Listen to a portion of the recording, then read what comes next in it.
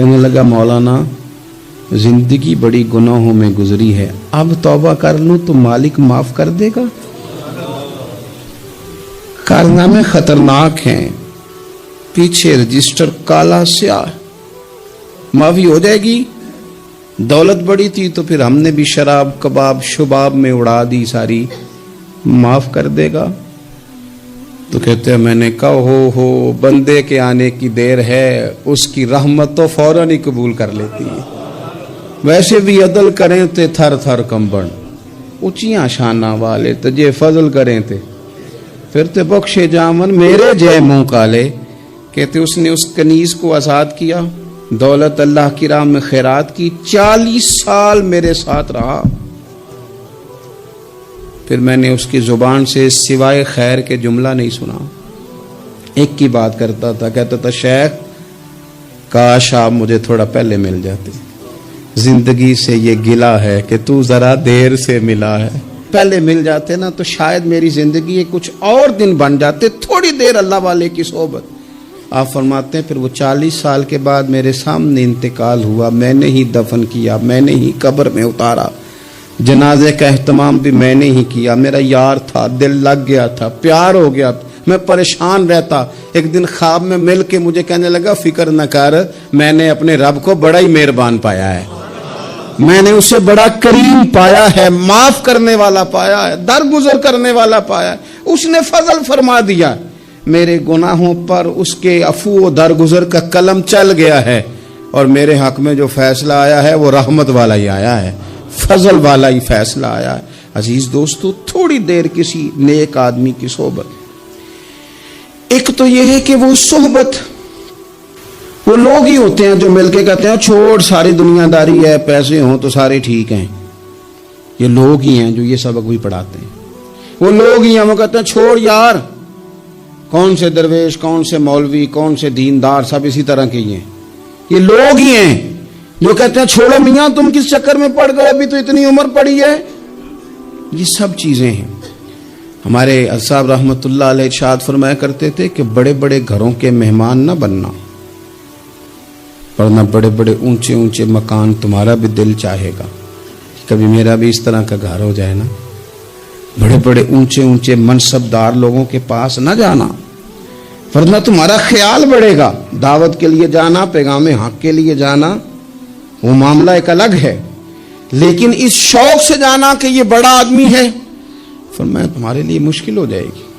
تمہارا دل کہے گا کہ تو اتنے بڑے گھر میں کیوں نہیں رہ سکتا۔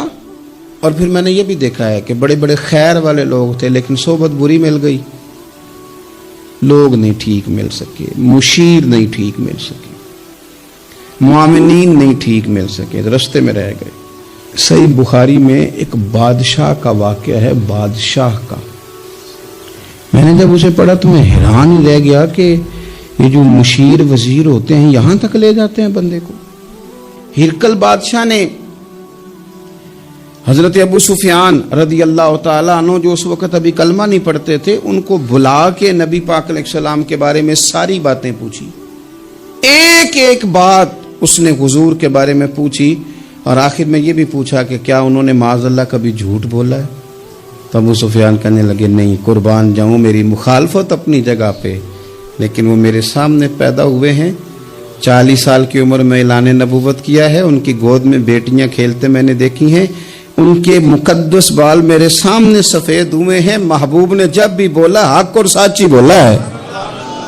اس کی طبیعت میں دین اتر گیا بادشاہ کی۔ اس نے اس کے جواب میں بڑا خوبصورت جملہ کہا، کہنے لگا جس نے بندوں سے کبھی جھوٹ نہیں بولا وہ یہ جھوٹ کیوں بولیں گے کہ میں اللہ کا رسول بن کے آیا۔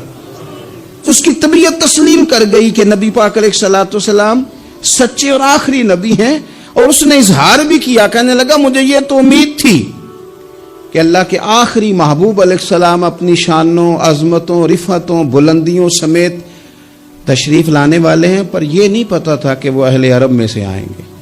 اس نے کہا میں جلدی سے حاضر ہو کے نا حضور کی اطاعت قبول کرتا ہوں، لیکن بادشاہ تھا نا، بڑا آدمی جو ہوتا ہے نا وہ اپنے ماحول کو ذرا تھوڑا ساتھ لے کے چلنا چاہتا ہے۔ تو بادشاہ نے بھی نا اپنے جتنے اس کے وزیر مشیر تھے ان کو بلایا، اور اپنے محل میں دعوت دی. ذرا انداز دیکھیے گا. اور خود بالا خانے کے اوپر چڑھ گیا, دروازے بند کر لیے, اور اوپر چڑھ کے نا انہیں بالا خانے سے جھانک کے کہنے لگا تمہیں بھی پتہ چل گیا, مجھے بھی پتہ چل گیا, اللہ کے آخری رسول تشریف لے آئے صلی اللہ تعالی علیہ وسلم. اب میرا خیال ہے کہ ہماری اور تمہاری بہتری اور بقا اسی میں ہے کہ ہم بیٹھے نہ رہیں, جلدی سے جا کے محبوب پاک کے دامن کو تھام لیں, حضور کی فرما برداری قبول کر لیں. اب جب بادشاہ نے یہ بات کی تو وہ جو وزیر تھے, مشیر تھے, ان کی حالت اتنی خطرناک ہو گئی کہ وہ تو دروازوں کی طرف دوڑے کہ کھولیں گے اور نوچ لیں گے بادشاہ کو. یہ کیا کہہ رہا ہے معاذ اللہ. اس قدر زیادہ ان لوگوں نے اظہار کیا استغفر اللہ معاذ اللہ دین سے دوری کا. جب بادشاہ نے یہ کیفیت دیکھی نا, اوہو, بندے دیکھ کے رب رسول سے دور رہ گیا. کہنے لگا نہیں بھائی, نہیں, میں تو صرف تمہیں آزما ہی رہا تھا کہ تم اپنے دین کے ساتھ کتنے پختہ ہو. ہم نہیں کہیں بھی جا رہے, ہم یہیں رہیں گے, یہی ہمارا دین رہے گا. ان وزیروں نے, مشیروں نے, دوستوں نے, قریبی لوگوں نے رسول اللہ کی غلامی میں نہیں آنے دیا. اتنا برا اثر کرتے ہیں یہ مشیر وزیر, اتنا خوفناک حال کر دیتے ہیں انسان کا قریب رہنے والے لوگ کہ سامنے کرم کا دریا بہ رہا تھا, لیکن اس کی بدقسمتی دیکھو, وہ دور اس لیے رہ گیا کہ اس کے دوست ٹھیک نہیں تھے, مشورہ دینے والے ٹھیک نہیں تھے, قریب رہنے والے ٹھیک نہیں, یہ دور رہ گیا. اور نجاشی کلمہ پڑھ کے محبوب کا مسلمان ہو گیا. اور حضرت عائشہ صدیقہ فرمایا کرتی تھی نجاشی وہ خوش قسمت مسلمان ہے کہ جب وہ دنیا سے گیا تو اس کی قبر سے بھی نور نکلا کرتا تھا. اس نے نہیں بادشاہ دیکھی, غلامی کی رسول کریم. اور اس نے اپنے مشیروں پر لوگ تو یہاں تک بری صحبت اثر کرے گی کہ وہ دین سے دور لے جائے گی. اور ایک تو ہے دین کے قریب آنا. جو لوگ کہتے ہیں نا میرا دل نہیں بدلتا, جو لوگ کہتے ہیں میری کیفیت نہیں بدلتی, ذوق نہیں آتا, تو یہ حدیث بتاتی ہے کہ ذوق بھی کوئی خاص صحبت میسر آئے تو پھر ہی قائم رہتا ہے. وہ جو محبوب علیہ السلام نے فرمایا نا کہ اللہ کا بندہ وہ ہے جسے دیکھو تو رب یاد آ جائے. خاص لوگ ہوتے ہیں جن کی صحبت میں بیٹھنے سے انسان کا دل اللہ سے جڑتا ہے, رسول اللہ صلی اللہ علیہ وسلم سے جڑتا ہے, دین پر عمل کرنے کو طبیعت چاہتی ہے. ایسے لوگوں کی صحبت کتنی مفید ہے وہ ہمیں اس حدیث سے عکس کرنا ہے. حضرت حنظلہ رضی اللہ تعالیٰ عنہ اور مرکز وفا اور اس امت کے ادب اور عشق میں استاد حضرت ابو بکر صدیق رضی اللہ تعالیٰ عنہ, یہ دونوں حضور کی بارگاہ میں گئے, انداز کا اختیار کیا, کہنے لگے یا رسول اللہ صلی اللہ علیہ وسلم ہمارے دل کی تو کیفیات دو قسم کی ہیں. حضور جب ہم آپ کے پاس ہوتے ہیں نا, جنت اور دوزخ کا ذکر سنتے ہیں, ہمیں یوں لگتا ہے جنت اور دوزخ ہماری آنکھوں کے سامنے. دل کے اندر فوراً جذبات ابھر آتے ہیں کہ اب ہر خیر کا کام کرنا ہے, اب جنت ہی کی طرف مائل ہونا ہے. ہماری قلبی کیفیات, ہماری باطنی کیفیت بدل جاتی, نور علی نور ہو جاتا ہے سارا کچھ. لیکن حضور جب ہم آپ کی بارگاہ سے اٹھ کے گھر جاتے ہیں, بال بچوں کے پاس جاتے ہیں, تو پھر وہ حال نہیں رہتا. یا رسول اللہ صلی اللہ علیہ وسلم یہ کیا ہے؟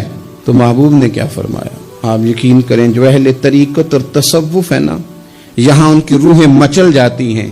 حضور فرمانے لگے حالت ایک طرح کی نہیں رہتی, ہاں اگر تمہاری وہی حالت رہے جو تمہاری میرے پاس ہوتی ہے, اگر کیفیت باطنیہ وہی رہے جو میری بارگاہ میں ہوتی ہے, تو فرمایا تم بستروں میں موجود ہو اور فرشتے آ کے تم سے سلام کریں.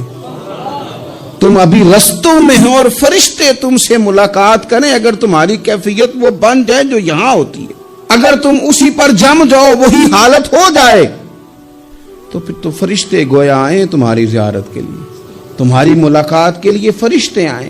اگر کیفیات بدل جائیں کسی اللہ کے بندے کی بارگاہ میں بیٹھ کر, تو پھر اس کیفیت کو برقرار رکھنے کی کوشش کی جائے. اگرچہ حضور نے فرما دیا کہ کیفیات ایک جیسی نہیں رہتی, اور چلو میرے بھائی تھوڑی دیر کے لیے ہی صحیح, جتنی صحبت میسر آئے. شاید اسی لیے امام اعظم ابو حنیفہ رحمۃ اللہ علیہ کی عمر 60 سال سے زیادہ تھی, تو کسی نے پوچھا حضور کتنی عمر ہے؟ فرمایا عمر ہے 3 سال۔ حضرت آپ تو علم، عمل، روحانیت، معرفت کے شاہ سوار ہیں، تو ساری داڑھی سفید اور آپ کہہ رہے ہیں 3 سال۔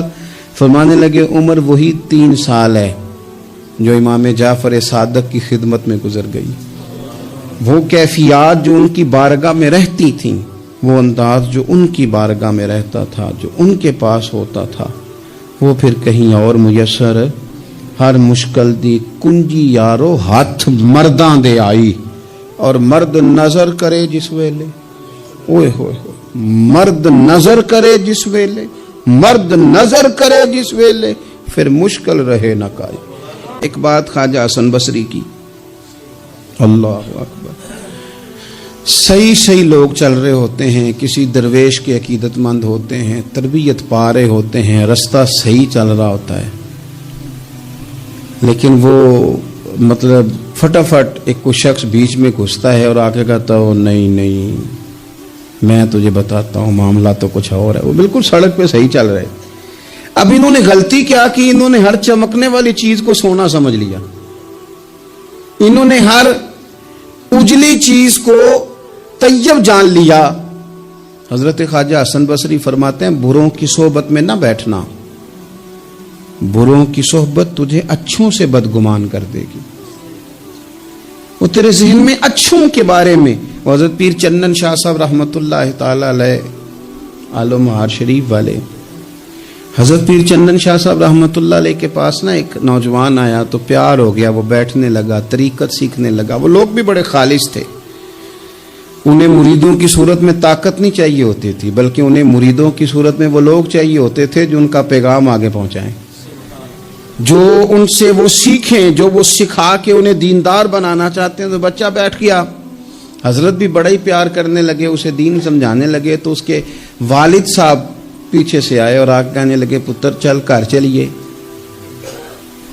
کہنے لگے جی ابا جی اور میں تے نہیں جانا، میں تے اتھی رہنا ہے۔ کہنے لگا پتر چل میں بڑے پیر ویکھے نے۔ تو بیٹا بیٹھتا تھا نا صحبت میں تو کچھ میٹھی باتیں اور خوبصورت جملے اسے بھی سمجھ میں آ گئے تھے۔ کہنے لگا ابا جی